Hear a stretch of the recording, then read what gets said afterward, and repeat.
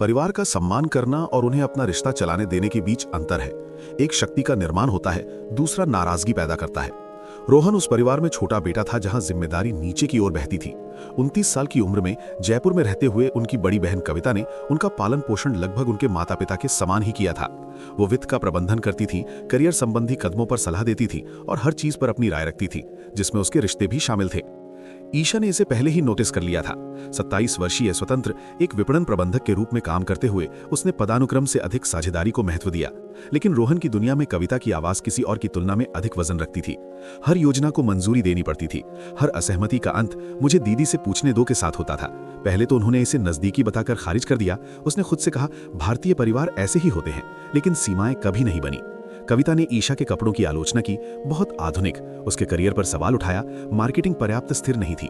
सुझाए गए परिवर्तन, हमेशा मुस्कुराते रहना, हमेशा चिंतित, हमेशा कम आंकना। रोहन ने कभी हस्तक्षेप नहीं किया। उनका मानना था कि शांति का मतलब अनुपालन है, कि अपनी बहन से असहमत होने का मतलब परिवार को धोखा देना है। जब शादी की चर्चा शुरू हुई तो कविता ने पूरी कमान संभाल ली। स्थान, प्राथमिकताएं, मांग बन गई। बिना परामर्श के अतिथि सूची का विस्तार किया गया। यहां तक कि ईशा की नौकरी की संभावनाओं पर भी बहस हुई। शायद उसे शादी के बाद छुट्टी लेनी चाहिए। ईशा को अपने भविष्य में अदृश्य किसी और की शादी की योजना में एक सहायक किरदार महसूस हुआ। उसने रोहन से बात करने की कोशिश की, पहले धीरे से, फिर सीधे। क्या हम एक साथ निर्णय ले सकते हैं, सिर्फ हम? वो भ्रमित लग रहा था। लेकिन दीदी केवल वही चाहती हैं जो हमारे लिए सबसे अच्छा हो। तुम्हारे लिए, ईशा ने सही किया, तुम्हारे लिए सबसे अच्छा क्या है? ब्रेकिंग पॉइंट उसके इनपुट के बिना लिए गए एक और पारिवारिक निर्णय के बाद आया। शादी की तारीख दोपहर के भोजन में चुनी गई, जिसमें ईशा को आमंत्रित नहीं किया गया था। उस शाम अपने सामान्य कैफे में रोहन के सामने बैठकर ईशा ने वो सवाल पूछा जो महीनों से बना हुआ था, मैं आपके जीवन में कहाँ फिट बैठती हूँ वास्तव में?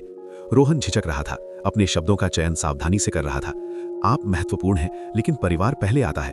उत्तर स्पष्ट था, नहीं, हम अपना परिवार बना रहे हैं। नहीं, अब तो मेरा परिवार हो। बस परिवार पहले आता है, और उसकी परिभाषा में वो कभी भी पूरी तरह से पारिवारिक नहीं होगी, वैसी नहीं जैसी कविता थी। ईशा ने चुपचाप रिश्ता खत्म कर लिया।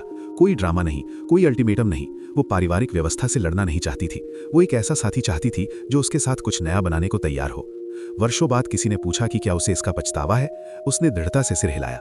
मैंने सीखा कि आप किसी ऐसे व्यक्ति से शादी नहीं कर सकते जिसने भावनात्मक रूप से घर नहीं छोड़ा है। मैंने सीखा कि सीमाओं के बिना प्यार प्यार नहीं है, ये आवाज है। और मैंने सीखा कि परिवार पहले आता है तब तक अच्छा लगता है जब तक आपको इसका एहसास नहीं होता कि इसका मतलब है कि आप हमेशा दूसरे स्थान पर रहेंगे। उसने रोहन को अपने परिवार से प्यार करने के लिए कभी दोष नहीं दिया, लेकिन उसने अपना जीवन उन लोगों से अनुमोदन प्राप्त करने में बिताने से इनकार कर दिया जो उसे कभी भी पर्याप्त नहीं समझेंगे। कुछ रिश्ते इसलिए खत्म हो जाते हैं क्योंकि किसी और के भरे हुए दिल में आपके लिए कोई जगह नहीं रह जाती।